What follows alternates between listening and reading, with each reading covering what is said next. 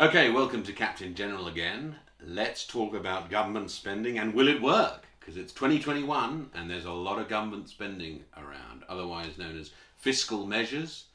Um, so automatic stabilizers, I suppose, is another phrase that gets used for some of the fiscal spending that's automatic. Now, um, the governments are spending a lot. They're certainly not balancing their books every year. It's questionable as to whether they should, or can, I suppose, and should in a crisis.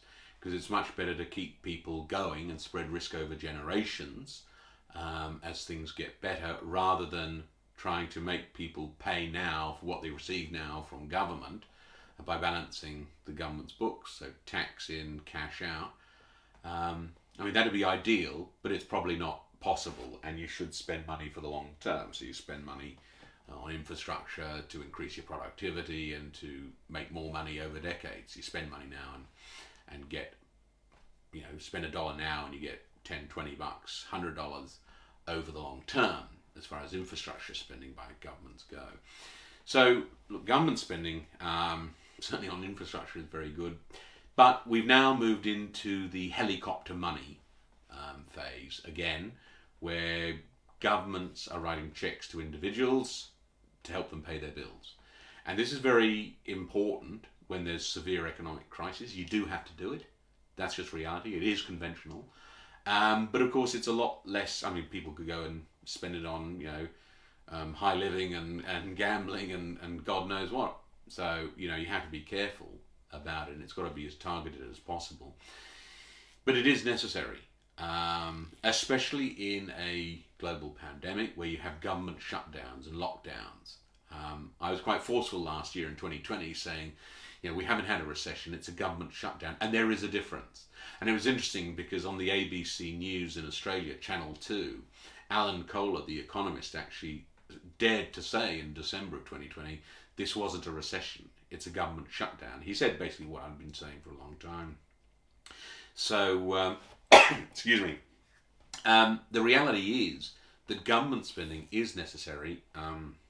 It does work, but then you are left with an issue of who pays it back and where does it come from, firstly. So the central banks are printing money and they're buying government bonds. So central banks are basically part of government. People say they're separate and private institutions, but they are essentially part of government, and they're printing the money that is then buying government bonds, which give governments the money to spend. And because obviously tax revenue is down, because business is down, economic activity is down, so tax revenue from business and personal income tax and levies and all the rest of it, all the lovely things that governments do, is all down. So that brings up the question of, well, how much should central banks print? This has been an issue for a long time. Milton Friedman spoke about it. M1, M2, the monetarists. What should you do? And then, of course, the Keynesians are quite keen on government management of the economy, which is, it's not fantastic. But the reality is, probably reserve banks and central banks have not printed enough in the 20th century, enough money, and they've had to print a lot in the 21st century. And as your Captain General, as your commentator, I'd say that, we've got away with not a lot of money printing in the second half of the 20th century, and it's led to a lot of money printing in the first half of the 21st century because we've needed to. And we try to balance the books of government, and we cut on pensions, health, education, a range of things, which were blown out after the Second World War. But the reality is, we needed to print more money, so the governments had a bigger debt load. I suspect that governments should have a debt load of at least a minimum of 50% of GDP, probably 100%. And probably no more than 150, 200%. That's the sweet spot.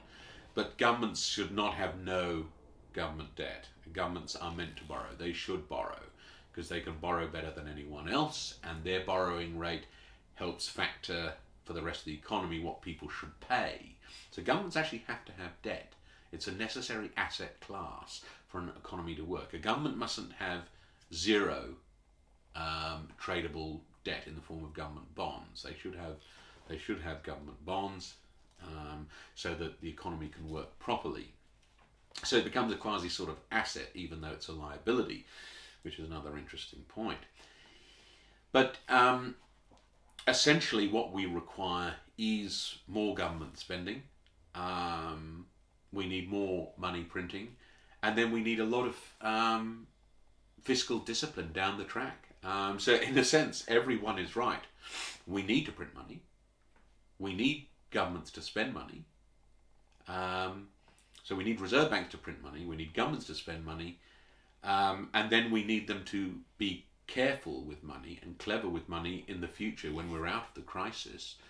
And we need fiscal discipline on the part of governments and individuals, and it needs to be part of what we do. And part of your utility, as Jeremy Bentham would have it, should be saving money and being careful with money, not just the enjoyment of spending money, YOLO, on whatever purchase comes up because at the time you think it will increase your happiness or utility.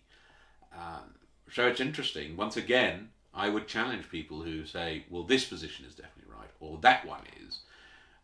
It's more likely that all the positions are right, but with modifications. Central banks have to print money in a modern economy for the money stock to be correct. Governments have to spend money to make the human economy work. It's not an economy, it's a human economy. It's full of people. But then those governments and the individuals do have a reckoning, and they do need measures and strategies to deal with that reckoning, and that means fiscal discipline.